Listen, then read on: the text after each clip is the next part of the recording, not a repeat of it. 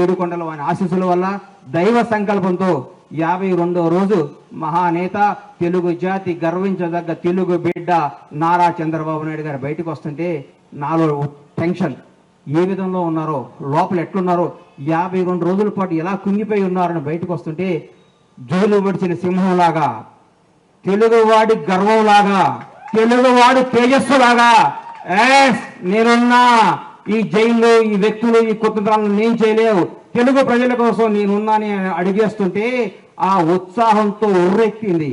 ఆ రోజు నుంచి చంద్రన్న నీలాంటోడు తెలుగు జాతికి కావాలి కదా మొక్కుని ఆ మొక్కు తీరటానికి అడిగేస్తున్నాను. ఇది రాజకీయ యాత్ర కాదు, ఇది దయచేసి రాజకీయంగా కానీ కాంట్రవర్సీగా చూడొద్దని చేతులెత్తి నమస్కరిస్తూ మీకు తెలియజేసుకుంటూ ఈ యాత్ర విజయవంతం కావాలని, ఈ యాత్ర ద్వారా ఏడుకొండల వాడు ఆశీస్సులు పొందాలని నాతో పాటు నా అడుగు ప్రతి చంద్రబాబు అభిమాని అడిగిది, ప్రతి తెలుగువాడి అభిమానం అడిగిది. ఈ అడుగు నాది కాదు, ఈ కోట్ల మంది తెలుగు ప్రజలు అడిగిది. జై చంద్రబాబు.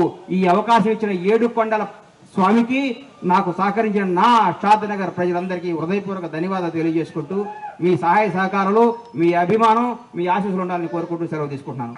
Thank you.